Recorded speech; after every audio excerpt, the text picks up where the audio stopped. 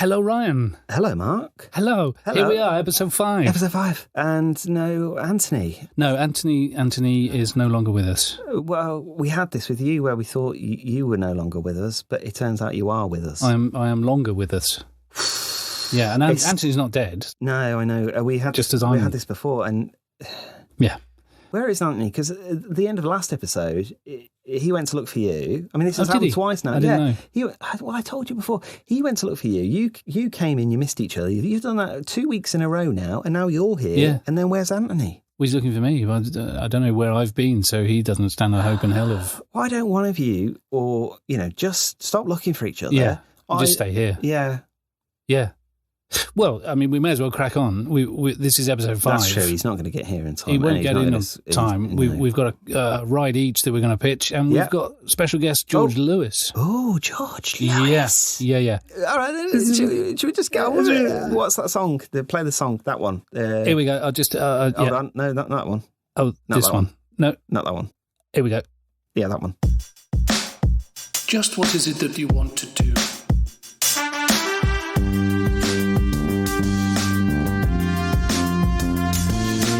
We want to go Footballland, and we want to have a good time. So, Ryan, what have you got for us? I'm calling this one the Kanu Rapids. And I say that really tentatively because I want there to be a silent S on the Rapids. I want it to be Kanu's Rapid, silent S. Okay. I don't know if there's some kind of umlaut or kind of other a goot thingy that you stick on top of a letter that can indicate that it's a silent. You could just print it in a less bold font. Yeah, ghosted almost. Slightly ghosted, yeah. Yeah, if this were... Because it is a rapid ride. It is a water... I know we've got a few water rides at Footballland. Yeah, but there's always space for more. Yeah, I don't think we've got a rapid yet. We've got a couple of log flumes, but I don't think we've actually got a rapid. And rapids are very important. They're an integral part. Yeah. Families get in a sort of giant tyre and, hold on to a giant steering wheel and not really do much, to be honest. You just bounce around off some rocks. Is it too early to ask why the S is silent? Maybe a touch. I think I'll get to it really quickly. Okay, sure. Well, hopefully I'll get to it fairly quickly. But it's essentially that. This ride is really slow. Or it appears really slow, like a rapid. You're sort of lulled in by a sort of false sense of security. You sort of go, you're sort of sent off down a fairly meagre gradient. Yeah. And you bounce around for a bit and you spin around in a bit of... Yeah. And you're not really doing much. And then all of a sudden there's a drop sort of thing. And that's kind of what I want to get across in this ride, that this is sort of a ride in honour of Kanu, a sort of frustrating footballer, seemingly sort of, very talented man, quite languid at times, but then he would be devastating and do something incredible. And it would give you hope that you were going to get more of that Kanu. Yes. And less of the sort of... loping, semi-bothered. Yeah, me as an 8-year-old playing right back, that Kanu. And I think that is essentially what a rapid is. We go on them, we queue up for them. The anticipation is high. You don't know what, it's a bit like Kanu. You queue, you're in, you get your pint, your pie, you sit down, and which Kanu is going to arrive. And so to make this the requisite dullness, I want to focus on Kanu's Premier League years, and I want to set this in sort of the historic Portsmouth dockyards, and you're sort of just milling around in the dockyard, sort of buffeted around by the tide. And then I think that unexpected dangerness, I'd like to pull in some sort of other bits from his Premier League past. Yep. So I'm thinking maybe cannons from sort of Woolwich Arsenal, and they're firing stuff. Nice. And then I'm thinking, okay, what should he be firing? And I was thinking, what could we get from West Brom? And I was thinking, those little chubby birds.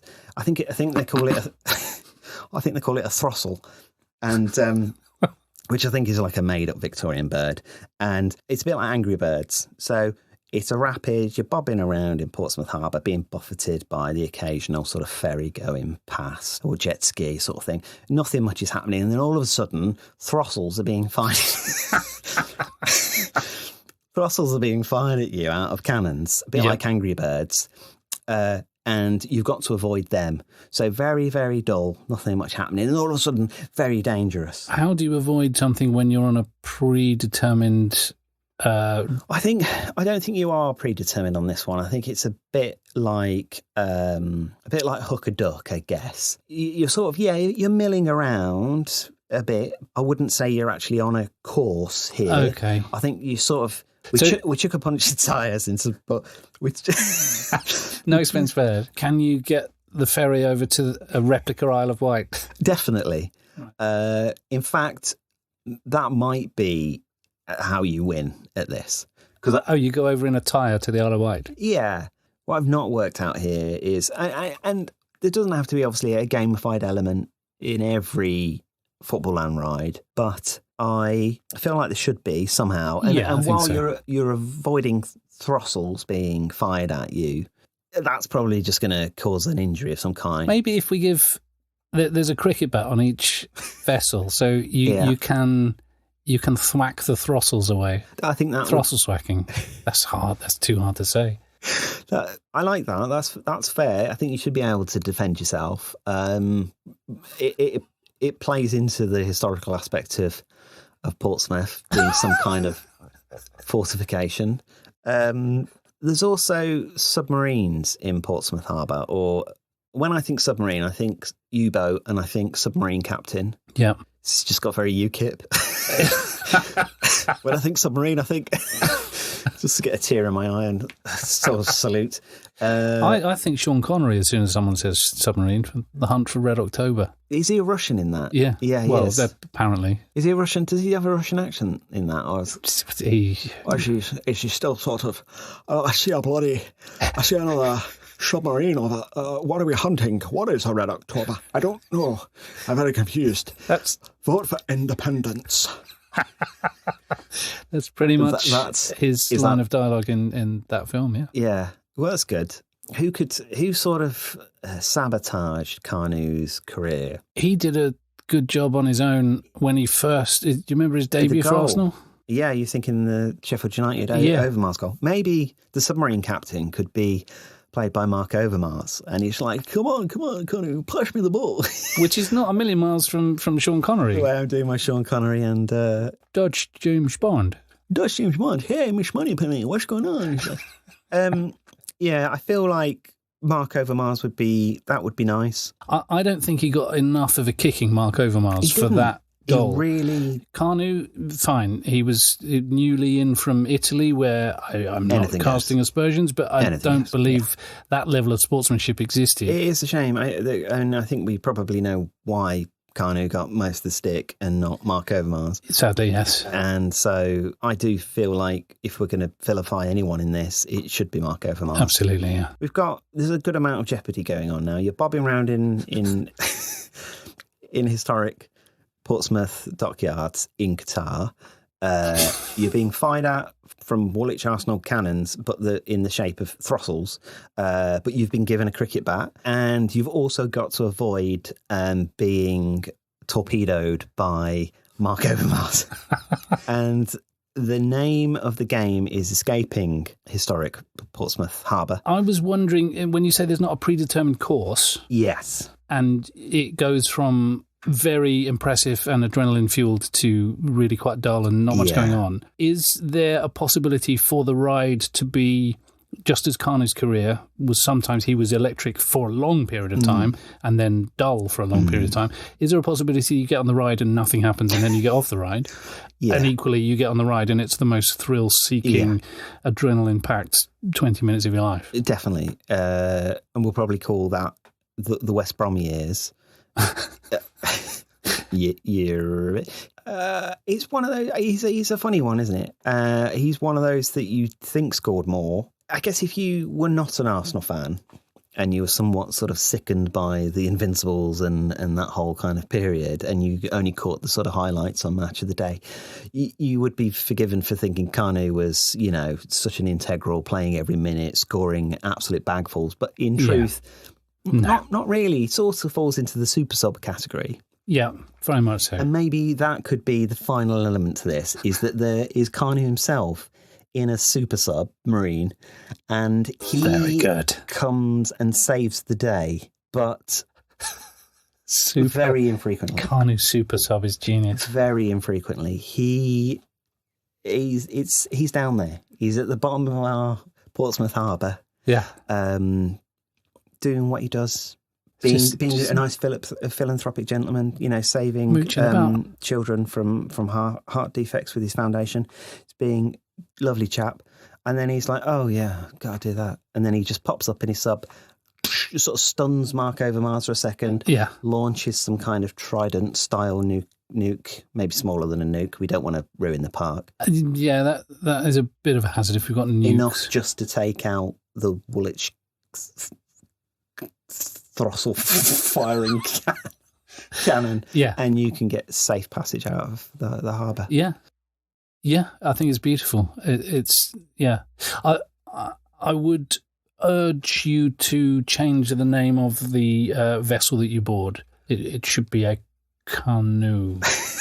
That's too bad, isn't it? No, it's 100% not too bad, and it's going in. I think it's probably time to bring this to a vote with that, with the canoes rapid. Oh, I think I heard an S there. I think that was something else. Okay, all those in favour of the canoes rapid, please say aye after 3. 1, 2, 3. Aye. Very strong, very good. Snuck in!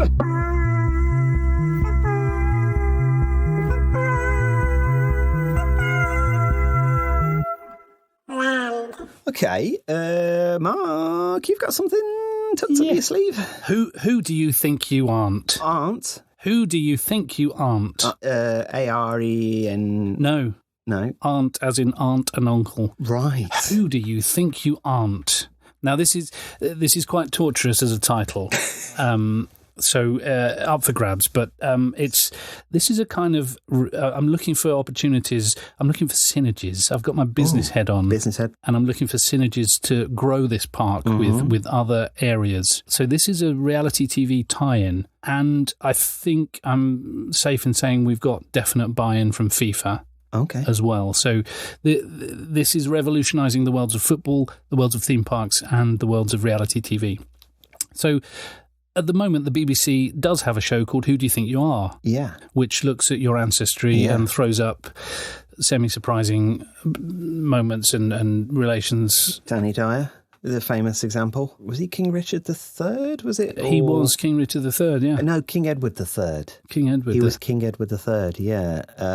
It was a piece of compelling TV where he told a very educated historian to give him a moment because I think he needed to get it into his nut. So there was, Danny Dyer. So, yes. That show, Danny Dyer, Edward III. Delving into your past and coming up with surprises. So globalization means people travel and move, and your roots are not as solid as they would have been maybe even 50 years ago. Yeah. So you get a lot, like the particular story that caught my eye recently is the Blackburn player, Ben Brereton, who's become an absolute superstar in Chile. His mother is Chilean.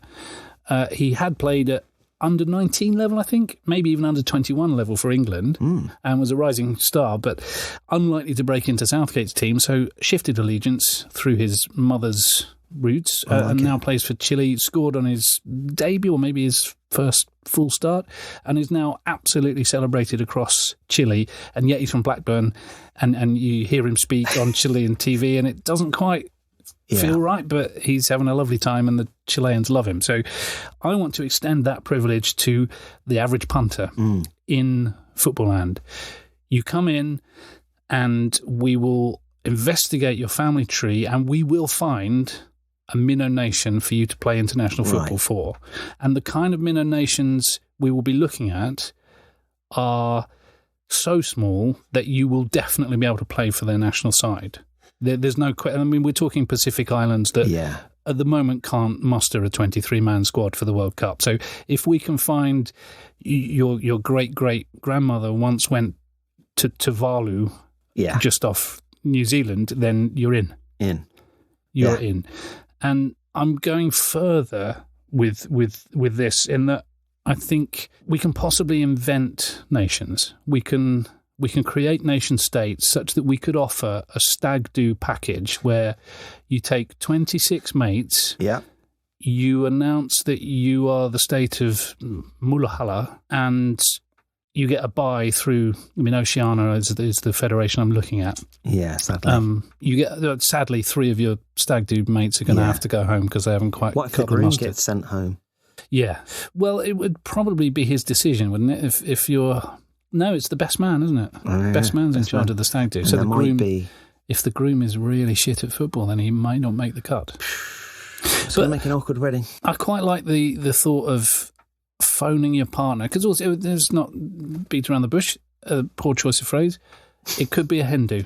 Yes. But I like the thought of phoning your partner who thinks you're on a long weekend in Qatar, saying, darling, we've qualified via Oceania for the World Cup. I'm going to be gone a couple of years. Yeah. My mum's sister's brother once had an aunt that saw it in a brochure. You're in. You're playing for Vanuatu. Yeah, it's interesting that you said that you brought up aunt there, because in the title, who do you think you aren't? I thought you were going to say you were going to interrogate the aunt's past, maybe give her a DNA test, and that the aunt was the kind of...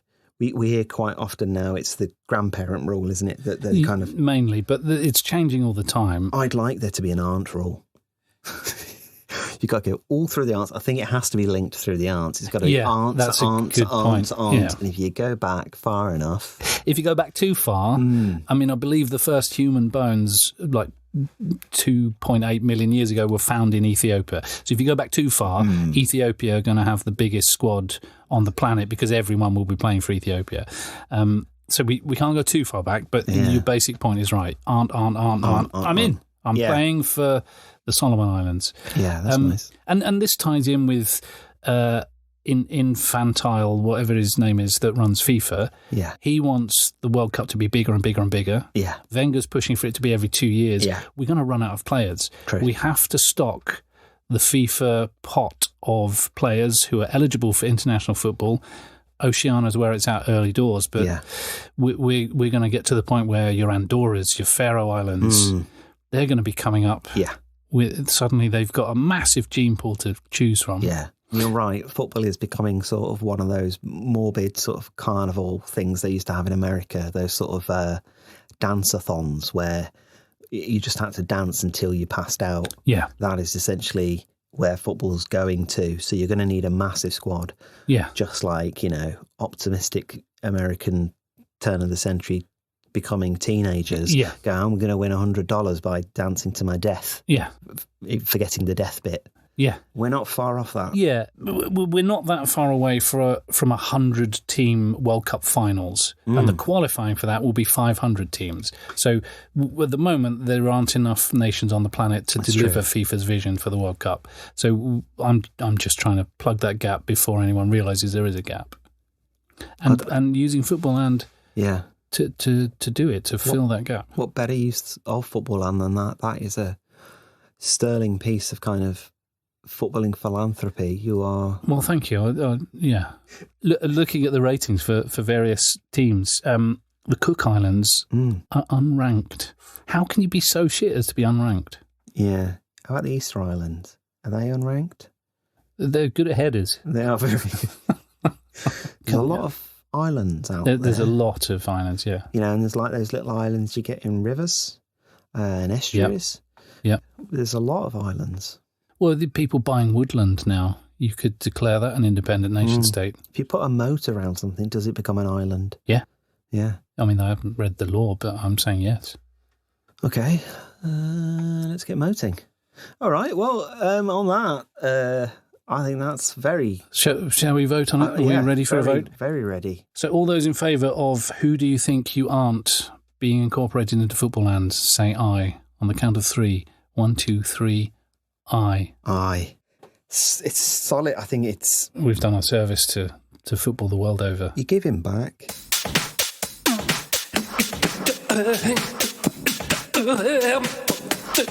Boom, boom, boom, Footballland.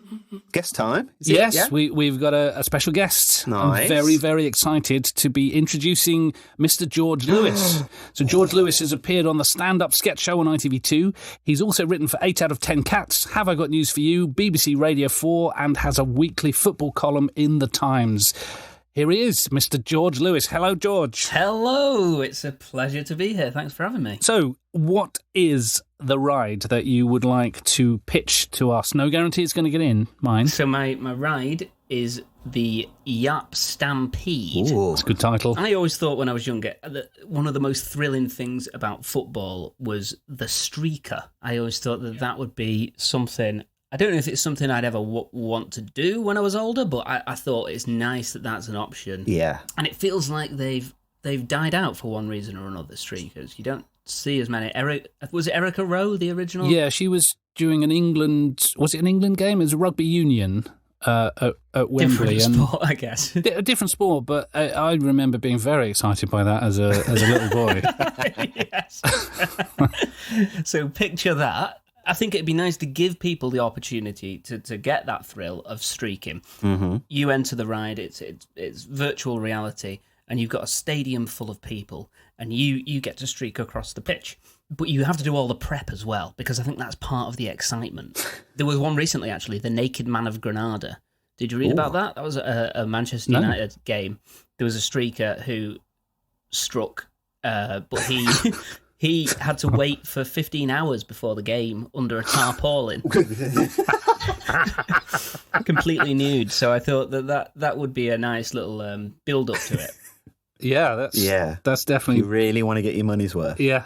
Yeah, but the good thing about this is you'll also have a locker to leave your stuff in, because that was the thing when I used to fantasize about the possibility of streaking at a football match. I always thought, well, it's so impractical, because you leave afterwards, you've not got trousers, your keys or anything like that. So you've got a locker for all your stuff. So you enter the ride, spend 10 to 14 hours naked under a tarpaulin, and then when it's your turn, you go up and you streak. You do all of the tomfoolery that you would do if you were streaking in real life. But the difference here is, because as you'll know, you're funding, you creating a park, you've got to gamify these things. Yeah. There has to be an endpoint. Yeah. So the thing with this one is Jaap Stam's there, but it's 10 Jaap Stams. Oh. So we have 10 Jaap Stams, and they're not VR, they're real. And they're in the booth with you? Yeah, one of them's played by Jaap Stam, and then 9 others are...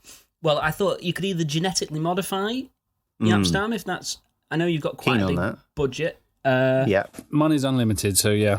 Yeah, okay, we'll do that then. We'll GM Jaap Stam. I'd also be up for renditioning Jaap Stam's extended family and shaving them all to look like Jaap Stam. Yeah. That's very getting interesting. Yeah, I mean, this is the kind of park that we're running here. Everything's on the table. A bold Mrs. Stam is definitely someone I want to see when I'm standing in my undercrackers. 100%. That's very good. He's got kids as well. I think he's got like... I seem to remember he's got twins, Jaap Stam. He does. He's got bold twins now. I read the strangest thing about Jaap Stam, and it's in a book, and so I assume true. Apparently, Jaap Stam induced, not him, he's not got a medical degree, but Jaap Stam induced one of his daughters 2 weeks early so that she could be born between the end of the World Cup and United's pre-season training. What?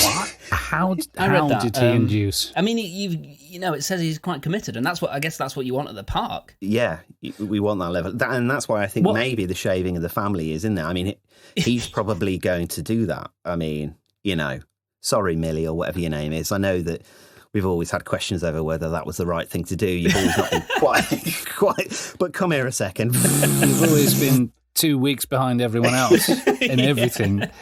So you enter the stadium. It's full of people. I assume it's people, employees of ours. Yep. Yes. 80,000 people. They're all screaming, and the pitch is full of Jaap Stam, his extended family, who have been made to look like him, and a goalkeeper. It can be any goalkeeper, and they're having a kick about, as you would be doing. And then our rider, the an opportune moment, gets out and is completely naked and runs across the pitch and does whatever they want to do. I mean, this is quite... I feel like a lot of theme park rides, you sort of just strap in and let the ride take you. This is more creative. You are deciding your own ride, really. But I always thought one of the exciting things about streaking was there was always a slight chance that one of the players might turn on you. And I've seen it happen where a player has tackled a streaker. Yeah. So I thought, well, that was my reason for choosing Jaap Stam. I thought, well, who would be the most thrilling person to get tackled by? But there's a real danger when you're around Jaap Stam. And it also it really worked with the name of the ride. So that was the reason for choosing him. So I thought, maybe we've got a timer up. If you last, say, 10 minutes running around completely naked with Jaap Stam and his extended family without them tackling you to the ground. So maybe that's there's a prize at the end, and obviously at the end you'd get a key ring with you. I mean, you've sort of touched at the heart of one of the mysteries of streaking for me, in that I've never quite appreciated what it is they are trying to achieve when they streak. Because when you obviously can't keep anything in your pocket, so you can't unfurl a banner unless the banner comes from somewhere unspeakable. So what are you're just wanting to display your bits? Well, I think that's it. That's why it's such a pure thing to do, because it's all about the moment. There is one amazing piece of defence at the disposal of the streaker, and I mean, this might take me a little while to explain, so bear with me. I promise you I saw this, and I can't trace it now. I've tried for years to track it down, and I can't find it again. It was late at night, about 20 years ago. I found myself channel surfing on terrestrial TV, came across Channel 5, and they were screening a programme called The Most Extreme ... And as I reached that channel, it came up The Most Extreme Stand-Up Comedy. And I thought, well, this is, what could be the most extreme stand-up comedy? So it was set in a cabaret-type arena, a very, very posh kind of, there was velvet chairs, tablecloths, people had been dining, they were very well dressed, suit and tie, bow ties even, and onto the stage came a totally naked man, completely naked. He was very, very wiry and incredibly angry, such that he grabbed the microphone and started doing his stand-up routine, and he was so angry and fired up about something that I think he was speaking English, but I couldn't understand a word. It was just angry noises down a microphone. Right. Now, the assembled guests, who looked like they'd paid a lot of money to be there, found this funny. It's quite funny. You're suddenly confronted with a very wiry-looking, angry, naked man who's shouting at you in a way that you don't understand. There was ripples of laughter. The laughter came and went. It was that comedy of bravery, and that, I don't know what's going on here, but he's still doing it. It's sort of stopped being funny, and now it's become really funny. And this went on way too long. And I'm watching this thinking, I think this might just be genius. This might be the best stand-up I've ever seen. Yes. And then he kicked someone in the head, in the front row. He kicked someone full in the face, and this bloke kind of recoiled, and a massive roar of laughter went up from the rest of the crowd, assuming this is part of it. This must be part of it. He's just physically assaulted someone. That's got to be a plant. The guy himself looked utterly shocked, and in the spirit of, well, everyone's finding this funny, I don't want to be the stick in the mud that's going to ruin this. I'm going to find it funny as well, even though my nose is bleeding. Yeah. So he sort of laughed as well, and the guy carried on angry, ranting. And then he goes to the other side of the stage and kicks someone else in the face. And this guy's like, no, hold on. That other guy was probably a plant. I'm not a plant. I'm not having this. So he gets onto the stage thinking, I'm gonna take you to task for kicking me in the face. But this guy's totally naked. The moment the posh man in a suit gets on the stage, the guy, the stand-up, reveals himself to be a very, very accomplished boxer. And he starts kicking the absolute shit out of this guy in a suit such that he quickly leaves the stage. Right. And at this point, there's a sort of mixture of hilarity, confusion, and just abject fear breaking out amongst the audience. So a couple of other blokes get on the other side of the stage and think, I'm not having this. We've paid a lot of money. He's now physically assaulting us.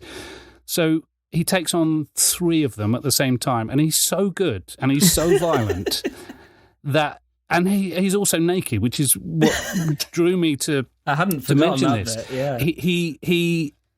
His ultimate defence is, there's a clear weak point if you want to attack a naked man, but no one is going to be seen to do that. No one is going to go for the knackers when they are there on full display. Yeah. So his ultimate defence is being defenceless. And he proceeds to kick the shit out of everyone such that there becomes a mass riot to get out of the room. And you slowly realise his routine won't end until he clears the room. And it was only when there was no one left that he took a very polite bow and left the stage. And it was the most amazing stand-up comedy I've ever seen. I would hate to be there live. I don't ever want to be there live. So I think your idea has a built-in protection in that however hard and dangerous Jaap Stam is, he's not going to break that boundary of... He's not going to physically damage a naked man, is he? That's it, isn't it? Yeah, I'd never thought about it like that before, but that's you look very silly attacking a nude person, wouldn't you? I'd like it to be no holds barred, though. I think... if we're going to do this... I don't think there should be any etiquette here. And I'd like to sort of, in the true spirit of Jaap Stam, I'd like to try and induce that in some way. Now, there's the very famous Jaap Stam sort of Fergie fallout in which Fergie, tracked him down to a petrol station and told him that he was going to Lazio. Yeah. Tracked him down in a petrol station. Yeah, Fergie's secretary called him and said, "Where are you?" And Jaap Stam was just like, "Oh, I'm just on my way home. I'm near a petrol station." She's like, "Pull in." Fergie gets on the blow. He's like, "Right, I'm coming over." Goes to the petrol station, tells him they want to get rid of him. They thought he had lost a yard. They saw his stats were down and said, "Look, can you go to Lazio and make this quick?" And Jaap Stam sort of agreed and didn't really, and later thought, well, that was weird. Why did he agree to that? Whoops. But I suppose when you've just been tracked down to a petrol station and Fergie's jumped in your car, you'd say yes to almost anything, right? And Fergie says that's his biggest regret. But what people leave out of this story is that Jaap Stam was actually banned for taking steroids and might actually give some indication of why his form continued or went up. So it would be nice if we could, at random times inject some of the Stam family with various sort of steroidal fluids to kind of make them... The bald twins in particular. The bald twins, that'd be great. Double injection. And then it's really angry. Nice. And they're going for the knackers. And maybe you could, as the streaker, you've got one sort of bonus, one get out of jail free card, and you could sort of employ that. And maybe it's Fergie in a golf cart who's trying to round up the Jaap Stams. That would be quite nice. He could mow down Jaap's children if they're attacking. Exactly, and it's sort of like you can play that for maybe 30 seconds and it buys you a bit of time while the kind of steroidal kind of, anger clawing away, sort of falls off. The visual material we're generating to market this ride is impressive already. There's a naked person, because let's not forget that it can be of any kind of orientation or physical makeup. There's a naked person being protected by an irate, because he's always irate, Ferguson on a golf cart, surrounded by the extended Von Trapp Stam singers. The Stampede element, I wonder is it appropriate to have multiple streakers and the 11 members of Jaap Stam's family are taking on more than one at a time? There is that, but I think you are running the risk. There's only a certain amount of nude people you could put in one arena without it. Well, there's only so much room under that tarpaulin for 15 hours. Of course. It's going to get stuffy if there's too many under there. What we don't want this ever to become is some kind of orgy. I'd say you could probably put up to 5 in without the risk of that. Yeah. Anything more than that, it's going to be a free-for-all. Yeah. So I'd say, okay, 5 nude people. If they can all be from the same family, great. That yes, I think that's nice. And It's a bit like a Family Fortunes thing, sort of your family versus Jaaps. Yes. Okay, this is developing into something. I'm very excited. I think we should probably bring it to a vote. I think we can we're ready for the vote. Yeah. We can still get it into R&D stage and kind of work on the little minutiae of how much steroids, how many of the Stam family we need. Those little details. I think you've kind of worked very hard on a lot of those details. Yeah, it's very impressive. You've done an incredible job. So I think it's probably time to vote on it now. Yeah. Terrible. Okay, so all in favour of the Jaap Stampede entering into Footballland, say aye on a count of 3. 1, 2, 3, aye. Aye. That's unanimous. Yeah, very astonishing. Early on, I think it was established this was a winner. This is a winner, yeah. You've got to be proud of that. Thank you. This means a lot. Cheers. I'm going to Footballland, to Footballland, to Footballland. I am. Yes, I am. Yes, I am. It's not built yet. Wow. What? That was a session. It was hefty sesh, that was. Heftion. Yeah. A Szechuan. Thoroughly enjoyed it. Szechuan. I liked it. Yes, that's it. All right then.